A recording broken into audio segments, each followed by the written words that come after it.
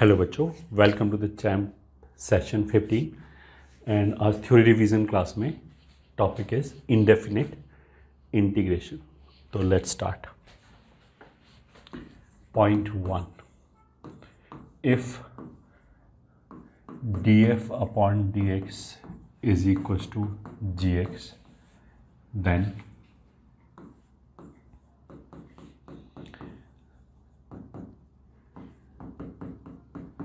Plus c. जो indefinite integration है वो डिफरेंशिएशन का रिवर्स प्रोसेस है। अगर f का डेरिवेटिव g है तो g का इंटीग्रल वापस f हो जाएगा। First point. पॉइंट 2, dfx को I can write down f dash x into dx। तो फॉर एग्जांपल अगर ऐसे लिखा हुआ है d tan इनवर्स t, तो tan इनवर्स t को डिफ्रेंशिएट करो 1 प्लस टी स्क्वायर, साथ में dt लिख दो। ये point 3, integral of k times f x D x बराबर k times integral f x D x. First. Second, integral f plus minus g d x बराबर integral f d x plus minus integral g d x. फिर third rule is if f x D x is equal to g x plus c then f t d t will be gt plus c. Fourth point, if integral of fx dx is equals to gx plus c, then integration of f of ax plus b dx will be same formula with new argument divided by coefficient of x plus c. ये हो गया हमारा point 3। Point 4,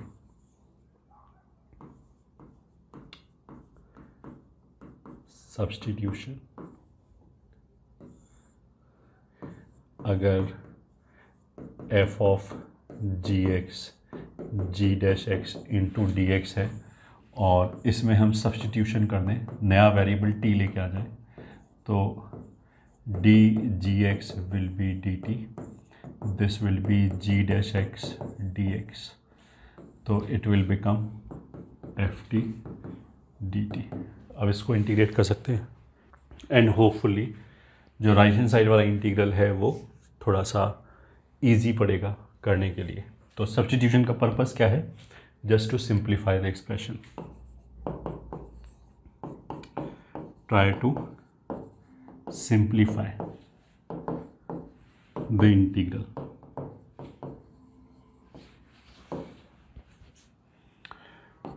Note 2, try to substitute for argument of composite function and try to get rid of irrationality। These are line of thinking कि अगर मान लिया x rays to power 1/3 है question में और x रेज़ टू पावर 1/5 भी है, तो हम x को t रेज़ टू पावर 15 रखने की कोशिश करेंगे सो दैट इर्रेशनैलिटी चली जाए क्वेश्चन में से, तो चीज़ें हमें शायद थोड़ा जल्दी दिखाई दे जाएगा।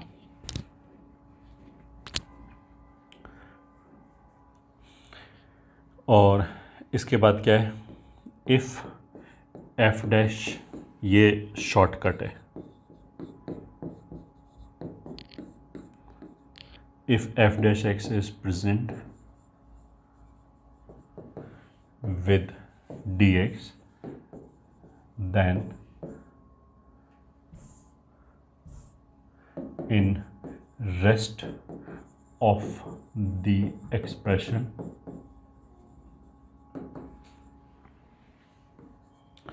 We can treat F X as X for integration. मतलब अगर F dash X D X के साथ प्रेजेंट है तो बचे हुए एक्सप्रेशन में एफ एक्स को हम एक्स मान के इंटीग्रेट कर सकते हैं, और इससे हमारे बेसिकली एक तो सब्स्टिट्यूशन वाला स्टेप, फिर सब्स्टिट्यूटेड जो वेरिएबल आएगा उसको वापस ओरिजिनल वेरिएबल में कन्वर्ट करने वाला स्टेप बच जाएगा, तो थोड़ा सा हमारा कैलकुलेशन फास्ट हो जाएगा। तो standard formula 1, first integration of tan x dx will be ln mod sec x plus c। दूसरा integration of cot x dx will be ln mod sin x plus arbitrary constant। Integration of sec x dx will be ln mod sec x plus tan x plus c। Fourth integration of cosec x dx will be ln mod cosec x minus cot x plus c। और यहाँ थोड़ा सा trigonometry भी play में आ जाएगा। इसको अगर sine cos में, मतलब एक तो इसको mod sec x minus tan x plus c लिख सकते हैं। दूसरा ln mod, अगर इसको साइन कॉस में कन्वर्ट करें तो this is 1 plus sine X upon cos x plus C, that will be ln, numerator को लिख सकते हैं sine X by 2 plus cos X by 2, sine X by 2 plus cos X by 2 का whole square, और denominator को लिख सकते हैं cos square x by 2 minus sign square x by 2। तो उसमें से एक फैक्टर कैंसिल हो जाएगा और दूसरा ऐसे बच जाएगा। मतलब ये बेसिकली इस लिए लिखाया जा रहा है कि हो सकता है ऑप्शन में इस तरीके का लिखा और हमें चमके ही ना, तो I should be able to understand कि ये तो ट्रिग्नोमेट्री का मैनिपुलेशन है। tan x by 2 plus c which is ln mod, ये हो जाएगा tan pi by 4 plus x by 2 plus c, ऐसे भी लिख सकते हैं। तो ये हमारे 4 स्टैंडर्ड फॉर्मूले हो गए। Point 4 substitution. फिर पॉइंट 5 यूजिंग बाई पार्ट्स। तो integration of first into second dx बराबर first as it is integral of second, फिर minus derivative of first integral of second का फिर इंटीग्रेशन। ये हमारा हो गया बाई पार्ट्स। तो note 1, if product of dissimilar functions is present, then most probably by parts will be used। तो मतलब इन्वर्स हो जाए या in case of inverse log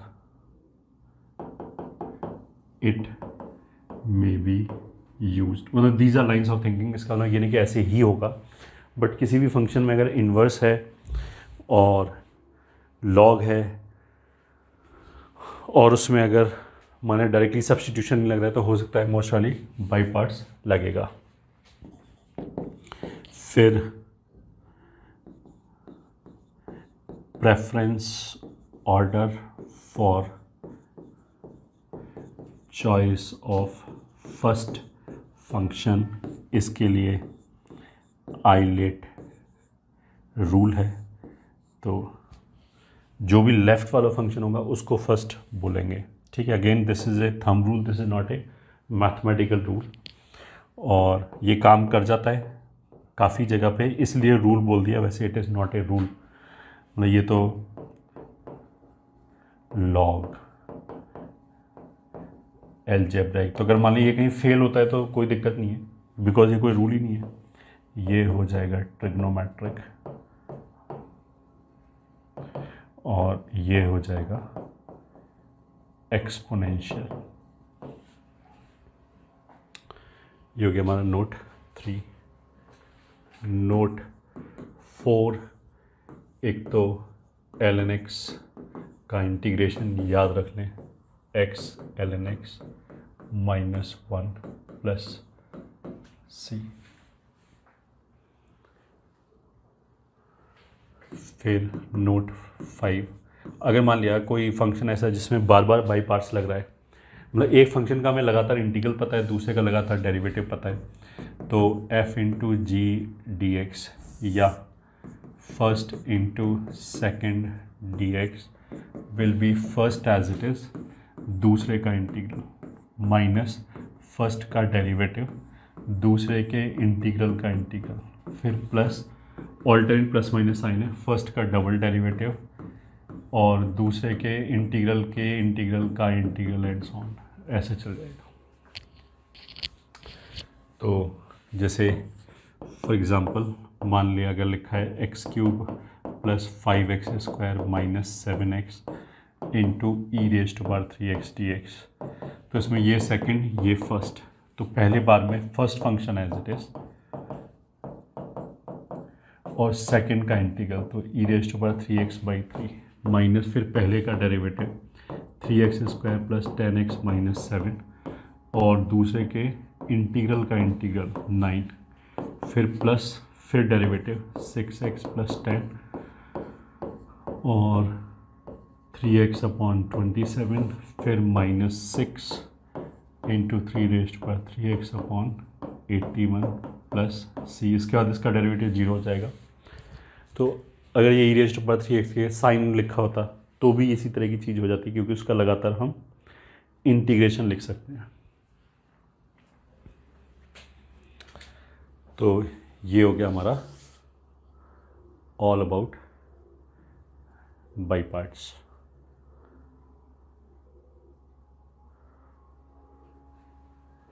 this was point 5। इसमें एक दो चीज़ और लिख सकते हैं नोट 6। एक तो जैसे अगर मान लिया प्रॉपर, एक तो ये क्वेश्चन ही हो गया, जैसे इसमें एक को फर्स्ट बोला एक को सेकंड बोला।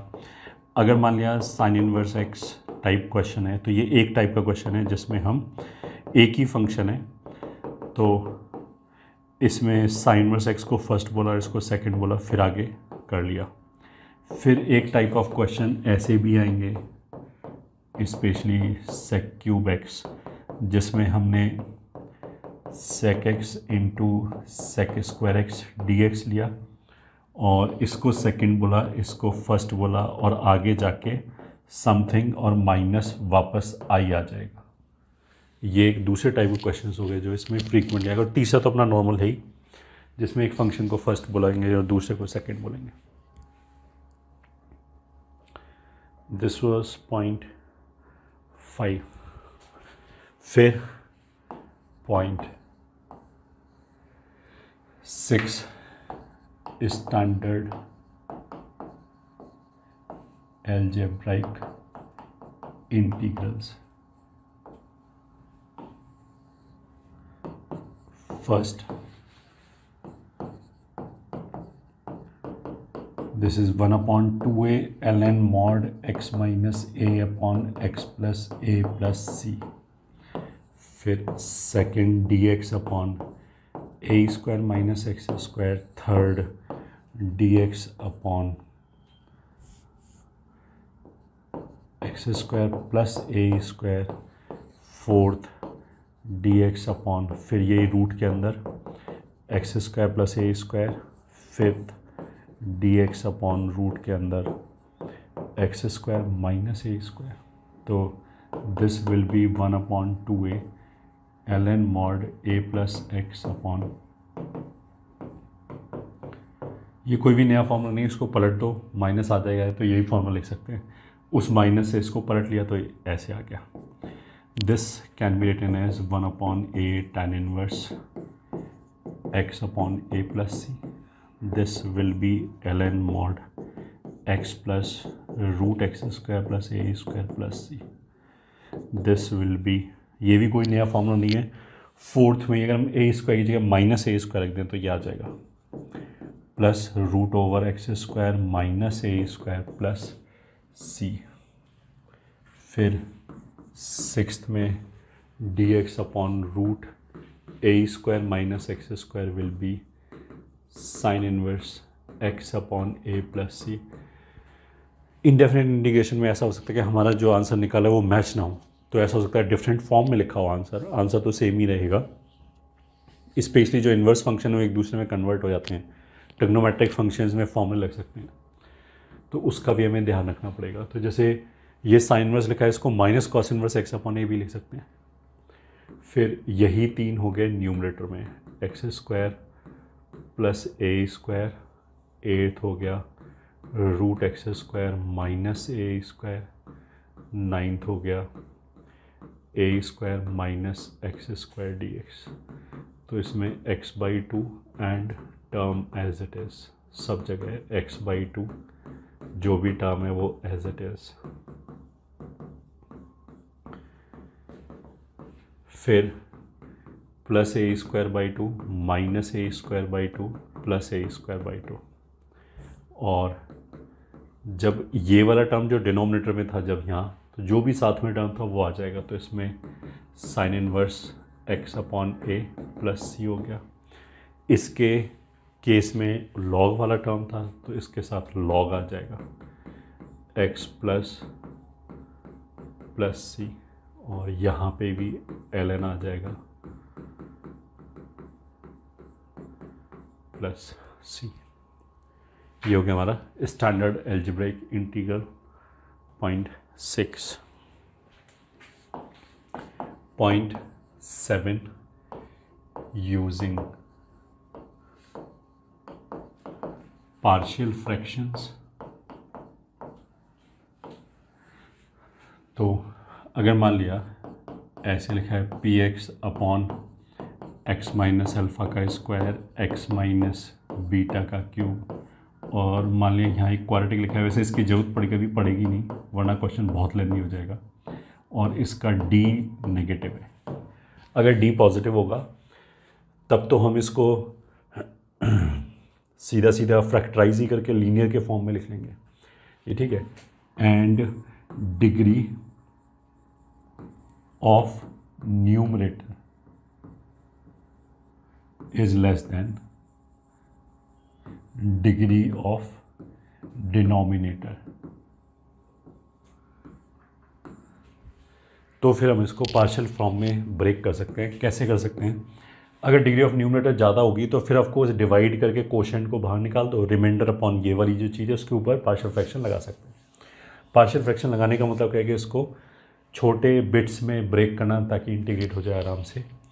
तो जो भी लीनियर टर्म है उसमें जितनी पावर है उतने ही टर्म्स आ जाएंगे। तो जैसे एक्स माइनस अल्फ़ा का होल स्क्वायर है तो दो स्क्वायर है तो दो टर्म आ जाएंगे, एक पावर 1 से चालू करके, और एक्स माइनस अल्फ़ा का होल स्क्वायर। ये बीटा के 3 टर्म है तो 3 आ जाएगा, A3 A4 A5, वही पावर 1 से चालू करके बीटा का स्क्वायर। अब ये मैं तो समझाने के लिए इतना बड़ा एग्जांपल ले रहा हूँ, ऑफकोर्स इतना बड़ा एग्जाम में आएगा नहीं वरना बहुत कैलकुलेशन होगा। फिर अगर ये क्वाड्रेटिक है तो ऊपर लीनियर आएगा, और स्क्वायर है तो इसी की तरह दो लीनियर टर्म आ जाएंगे। एक तो आ जाएगा A6x plus A7 upon AX square plus BX plus c, plus A8x plus A9 upon AX square plus BX plus c का होल स्क्वायर। अब अगर कोई बच्चा बोला कि डिनोमिनेटर में क्यूबिक हो जाए तो ऐसा होगा ही नहीं। क्यूबिक अगर होगा तो फैक्टराइज हो रहा होगा आराम से, अदरवाइज वो जनरल क्यूबिक नहीं होगा,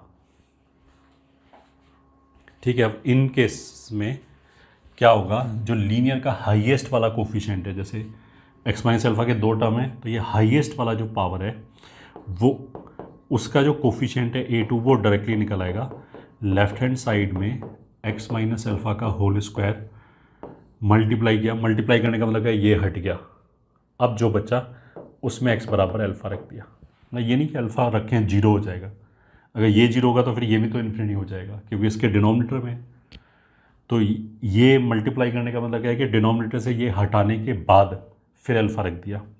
ऐसे बीटा वाले में हाईएस्ट पावर ये है A5, तो लेफ़्ट हैंड साइड में जो करस्पॉन्डिंग रूट है उसको रख के ये डायरेक्टली निकल आएगा, बाकी सब निकालने पड़ेंगे। तो बाकी कितने बच गए, 1 2 3 4 5 6 7। Now put any 7 different values of x and solve for unknown. ऐसे भी कर सकते हैं। दूसरा ये हो गया कि राइट हैंड साइड पे एलसीएम लो और दोनों तरफ डिनोमिनेटर सेम आ जाएगा बेसिकली एलसीएम लेने के बाद, तो दोनों तरफ से डिनोमिनेटर हट गया और न्यूमरेटर में करस्पॉन्डिंग पावर को एक्स स्क्वायर कोफिशिएंट दोनों तरफ बराबर कर दिया, एक्स का कोफिशिएंट बराबर कर दिया, कांस्टेंट टर्म बराबर कर दिया, ऐसे करके इक्वेशंस बन जाएंगे अननोन्स में, उनको सॉल्व कर लिया।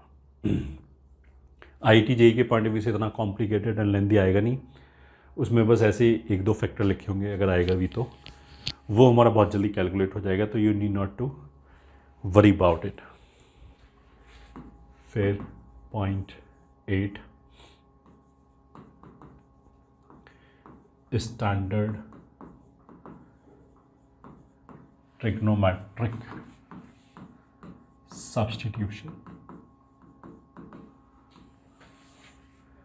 तो first, for root A square minus x square put X बराबर ए साइन थीटा और एक्स बराबर ए कॉस थीटा। दूसरा, for A square plus X square का रूट पुट एक्स बराबर ए टेन थीटा और एक्स बराबर ए कॉट थीटा। अब X square plus ए square लिखो या A square plus X square लिखो तो एग्जैक्टली एक ही बात है, बट अगर माइनस में एक्स स्क्वायर पहले है तो वो अलग बात है। तो इसका ट्रिग्नोमेट्रिक का फॉर्मूला क्या है, sec square theta minus 1 tan square theta होता है, तो एक्स बराबर ए सेक थीटा और एक्स बराबर ए कोसेक थीटा रख सकते हैं। फिर फोर्थ हो गया रूट ए माइनस 1 अपॉन ए प्लस एक्स, ऐसे लिखा हो या फिर अलग अलग लिखा हो रूट ए माइनस, तो फिर पुट एक्स बराबर ए कॉस 2 थीटा। ऐसा करने से डायरेक्टली दोनों जगह से स्क्वायर रूट हट जाएगा। ये तो इम्पॉर्टेंट हो गए। और नॉन इम्पॉर्टेंट क्या हो जाएगा, X minus alpha beta minus X अगर है तो put X is equals to alpha sine square theta plus beta cos square theta. इसका हार्डली कभी यूज़ होगा and these two are not important, तो वी कैन स्किप। बाकी चार तो यूज़ होता रहेगा। अगर एक्स स्क्वायर का कोफिशिएंट पॉजिटिव है तो फिर put X is equals to alpha sec square theta minus beta tan square theta. ये हो गया हमारा पॉइंट 8। अब चलते हैं point 9 and that is algebraic integrals. Algebraic integrals का मतलब क्या है कि जो भी इम्पॉर्टेंट क्वेश्चंस हैं, जो बार बार फ्रीक्वेंटली अकरिंग क्वेश्चंस हैं, उनको हम टाइप बना के वी कैन मेमोराइज, ताकि हमारा टाइम वेस्ट ना हो। तो L1 अपॉन L2 या L1 अपॉन रूट L2 या L1 रूट L2 है तो फिर express L1 as K1 times L2 plus K2। Linear में एक x का टर्म होगा, उस x से हमने L2 जनरेट कर लिया। एक बार वो जनरेट हो गया तो तीनों केस में स्टैंडर्ड फॉर्मूले से आंसर आ जाएगा। फिर टाइप 2, अगर रूट L1 अपॉन L2 लिखा हो या 1 अपॉन L2 रूट L1 लिखा हो, तो फिर L1 को L2 के टर्म्स में लिखने से कोई फ़ायदा नहीं क्योंकि ये ब्रेक नहीं हो पाएगा। डिनोमिनेटर में भी L2 को L1 के टर्म्स में लिखने से कोई फ़ायदा नहीं क्योंकि ये ब्रेक नहीं हो पाएगा। तो इस वाले केस में तो हम क्या करेंगे, रूट हटाने की कोशिश करेंगे एंड L1 को वी विल पुट t², उसके बाद सॉल्व हो जाएगा। फिर type 3 that is linear upon quadratic या लीनियर अपॉन रूट क्वाड्रेटिक या लीनियर रूट क्वाड्रेटिक। अगर केवल क्वाड्रेटिक हो, चाहे वो न्यूमरेटर में हो, चाहे डिनोमिनेटर में हो, चाहे रूट के साथ हो, तो वो जो हमने स्टैंडर्ड 10 फॉर्मूले लगाए थे वो लग जाएंगे। तो इस लीनियर का क्या करेंगे, लीनियर में जो x आएगा उससे हम क्वाड्रेटिक का डेरिवेटिव जनरेट कर सकते हैं। Write linear as K1 times quadratic का डैश प्लस K2। ऐसे लिखने से आगे अपने आप सॉल्व हो जाएगा। फिर टाइप 4, अगर मान लिया जाए क्वाड्रेटिक 1 अपॉन क्वाड्रेटिक 2 या फिर क्वाड्रेटिक 1 अपॉन रूट क्वाड्रेटिक 2, तो इस वाले केस में हम Q1 को एक्सप्रेस करेंगे K1 times quadratic 2, this will take care of x² का term, plus K2 times quadratic 2 का dash, this will take care of x का टर्म, प्लस K3। तो ऐसा करने से आ जाएगा हमारा आंसर। ये हो गया टाइप 4। फिर टाइप 5, अगर मान लिया आ जाता है 1 upon linear 1 linear 2 root quadratic, तो इसको पहले तो 1 अपॉन लीनियर रूट क्वाड्रेटिक अगर ये आ जाता है तो इसमें put linear is equals to 1 upon T. ऐसा करने से अपने आप पे ये 1 अपॉन रूट क्वाड्रेटिक के फॉर्म में बचेगा, जो इंटीग्रेट हो जाएगा। टाइप 6, अगर आता है 1 upon linear 1 linear 2 root quadratic, तो इसको पार्शियल फ्रैक्शन यूज़ करके लीनियर वाले टर्म को अलग अलग कर लेते हैं पहले, और 1 अपॉन रूट क्वाड्रेटिक ऐसे ही लिखा रहने दिया, फिर सेपरेट कर दिया। ये पार्शियल फ्रैक्शन से ब्रेक कर दिया 1 अपॉन L1 L2 को, तो linear 1 root quadratic plus K2 upon linear 2 root quadratic ऐसे आ गया। अब इसमें यूज़ T5, दोनों क्वेश्चंस में T5 यूज़ किया, 2 T5 के सेपरेट क्वेश्चंस हो गए। फिर टाइप 7 में if we are having ax² plus p root over cx² plus d, मतलब ये स्पेशल टाइप का क्वाड्रेटिक है जिसमें x के टर्म्स नहीं हैं, तो इसमें से हम क्या कर सकते हैं, यहाँ से x² कॉमन निकाल के ऊपर ले गए और इसको लिया a plus B upon x² root over c plus d upon x²। दोनों जगह से x² कॉमन निकाल के ऊपर ले गए। अब जो रूट के अंदर आया c plus D upon x², उसको t² रख दिया। ये हो गया हमारा टाइप 7। फिर type 8, if denominator has some higher exponent of a linear term, then put that linear term equals to 1 upon t। तो फिर इसको हमने 1 upon t के बराबर रख दिया। ये हो गया हमारा T8। फिर T9 में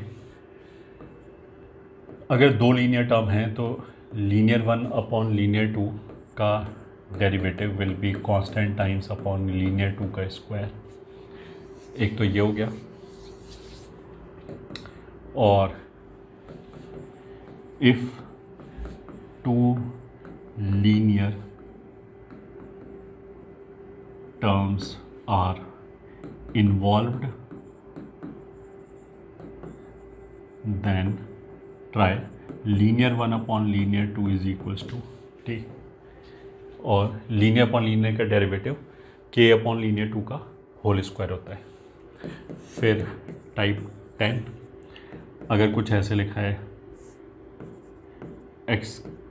k1 X square plus minus k2 upon X raise to power 4 plus alpha X square plus 1, तो इसमें हम ये वाली चीज़ लगा सकते हैं कि x square plus 1 over X square को हम एक्स प्लस 1 ओवर एक्स का होल स्क्वायर माइनस 2 ऐसे भी लिख सकते हैं, और एक्स माइनस 1 ओवर एक्स का होल स्क्वायर प्लस 2 ऐसे भी लिख सकते हैं।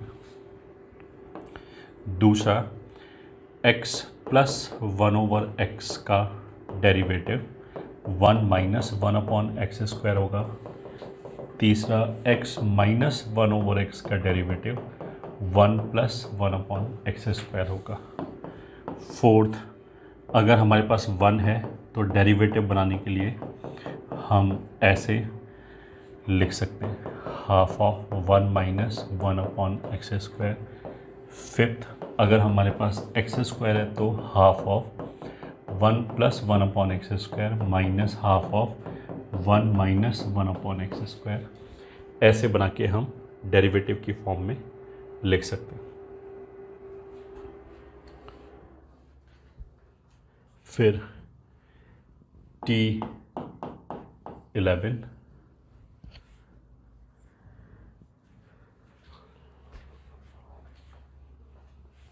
T11 क्या है?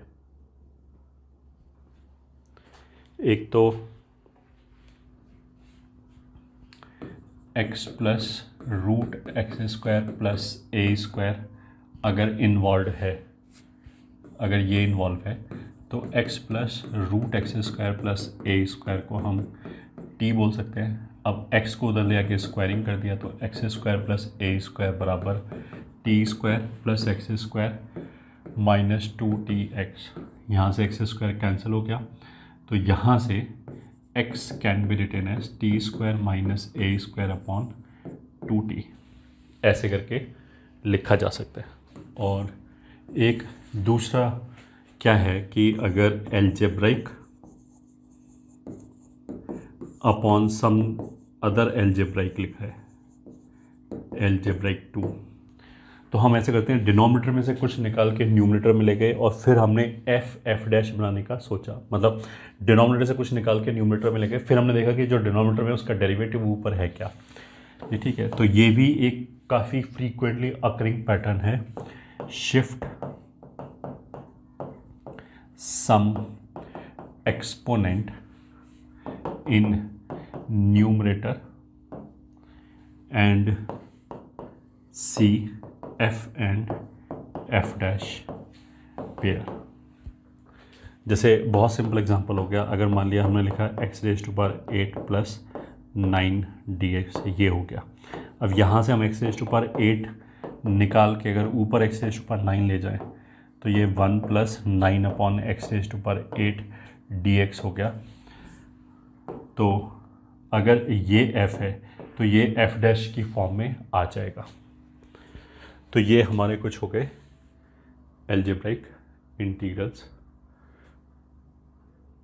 पॉइंट 9। अब पॉइंट 10, एंड दैट इज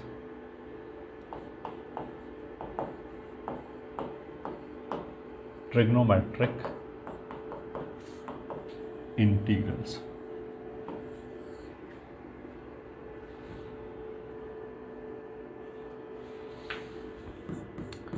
इसमें अगेन टाइप 1, अगर 1 upon a sine square x plus b cos square x plus c sine x into cos x plus d, अगर ऐसे लिखा हुआ है तो put tan x is equals to t. Numerator में और डिनोमिनेटर में सेक स्क्वायर एक्स से मल्टीप्लाई कर दिया तो डिनोमिनेटर में बेसिकली tan x का एक क्वाड्रेटिक आ जाएगा, tan x को t रख दिया। After multiplying numerator and denominator by sec square x, तो जो न्यूमरेटर का sec स्क्वायर x है वो dt बनाने का काम आएगा। ये हो गया हमारा टाइप 1। फिर टाइप 2, अगर ऐसे लिखा है 1/a sin x plus b cos x plus c, then express sin x and cos x in terms of tan x by 2 and put tan x by 2 is equals to t। फिर type 3, अगर a1 sin x plus b1 cos x plus, वैसे ये वाला type 3 आएगा नहीं, otherwise question बहुत लेंदी हो जाएगा, a2 sin x plus b2 cos x plus c2। तो इसमें न्यूमरेटर को हम लिख सकते हैं k1 times denominator plus k2 times denominator का डैश प्लस k3। फिर तीनों को सेपरेट कर दिया, तीनों आराम से इंटीग्रेट हो जाएंगे। ये हो गया हमारा type 3।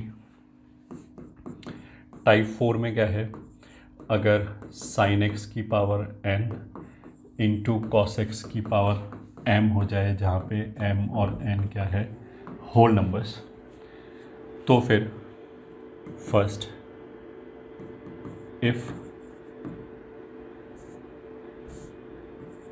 Any one of m और n is odd, then substitute other equals to t। मतलब अगर साइन के ऊपर पावर ऑड है तो cos x को t रख दिया, उससे सब्स्टिट्यूशन से फिर आराम से हो जाएगा। इफ m और n both even, then use trigonometric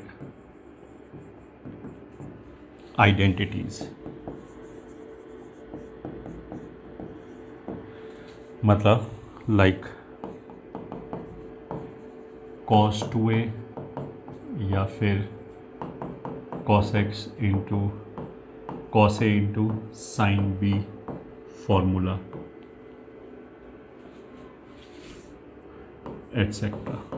तो उस फॉर्मूले से हम क्या करेंगे कि इसको पावर को रिड्यूस करेंगे और लीनियर में कन्वर्ट करके साइन और कॉस के लीनियर टर्म में कन्वर्ट करके फिर इंटीग्रेट करेंगे।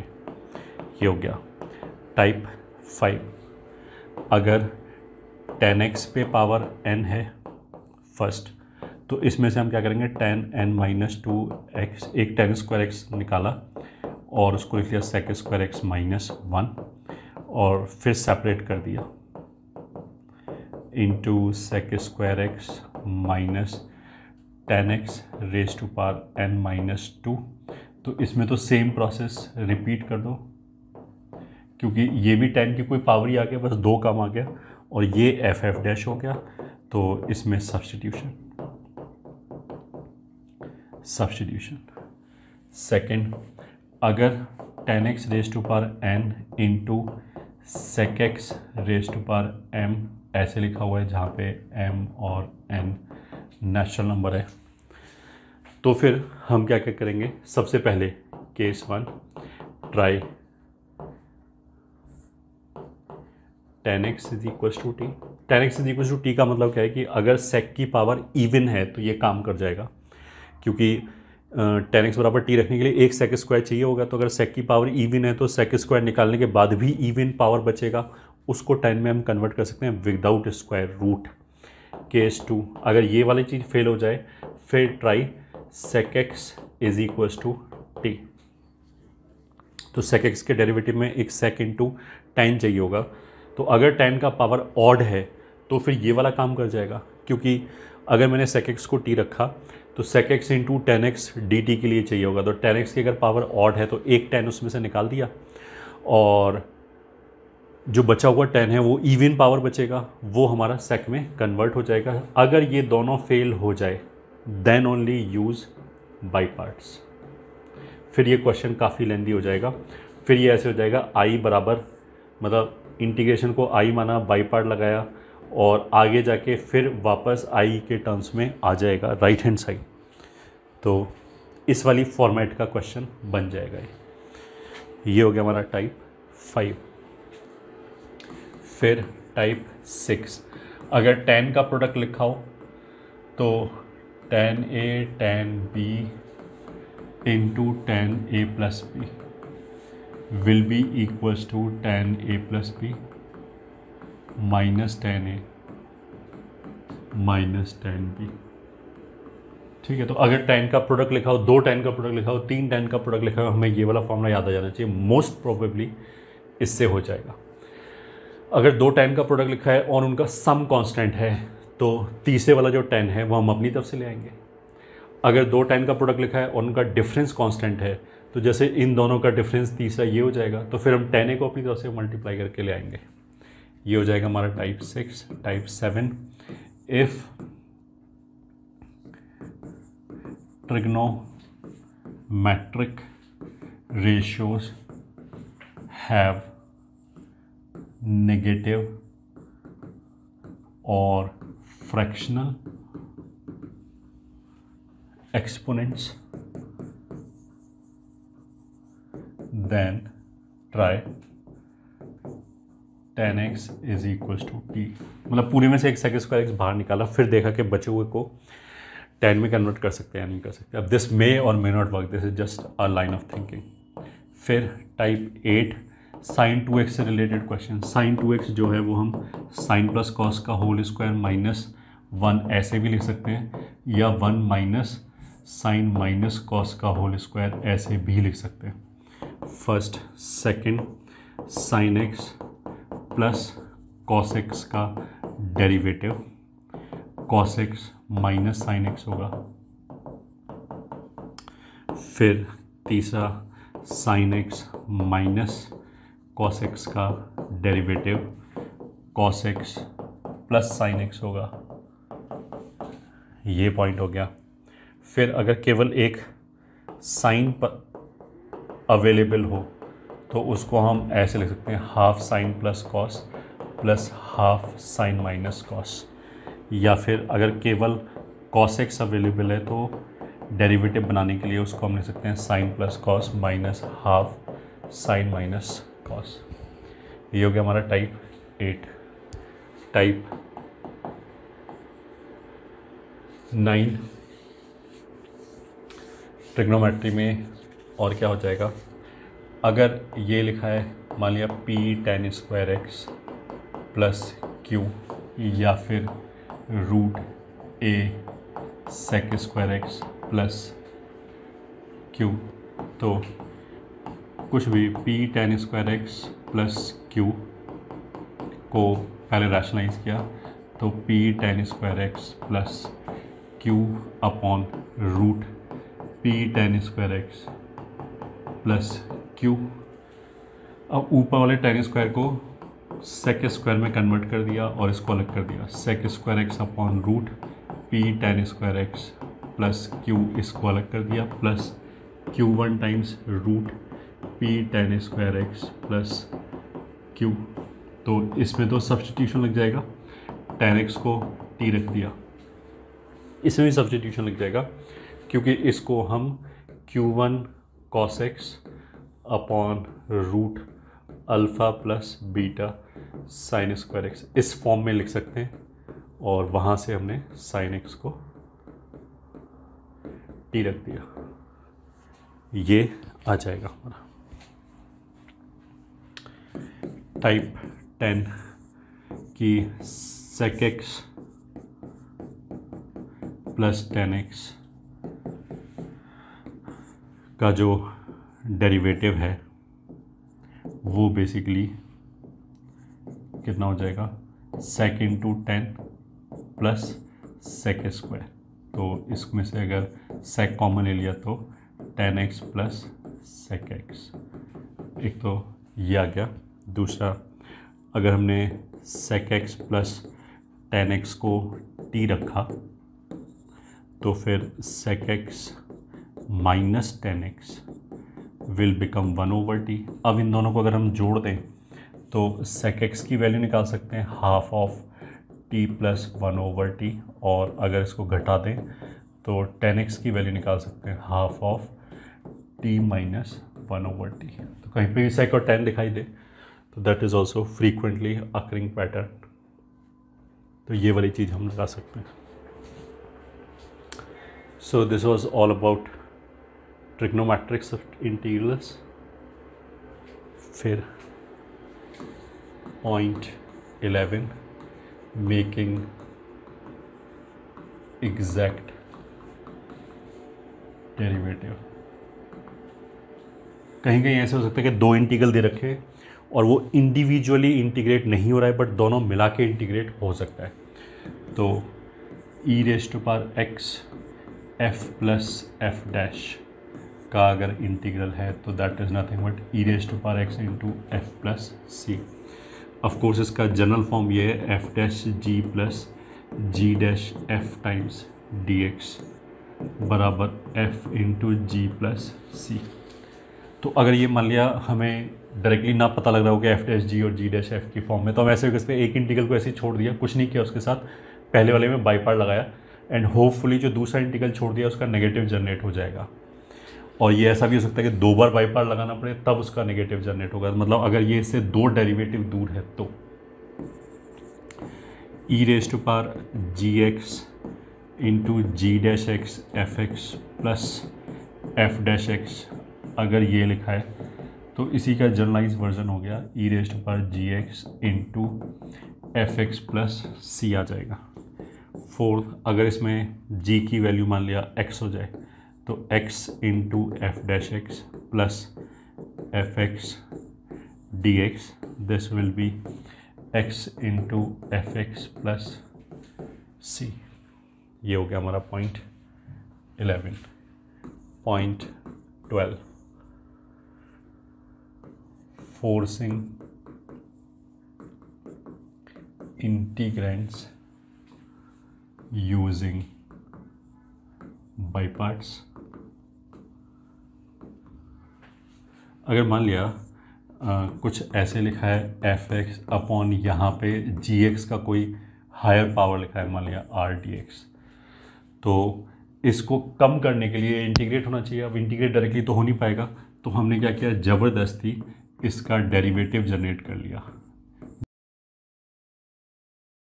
जी raise to power r d x. अब इसके ऊपर बाई पार्ट लगाया, इसको बोल दिया सेकंड फंक्शन, इसको फर्स्ट फंक्शन, एंड देखा आगे कि कुछ हो रहा है या नहीं हो रहा है।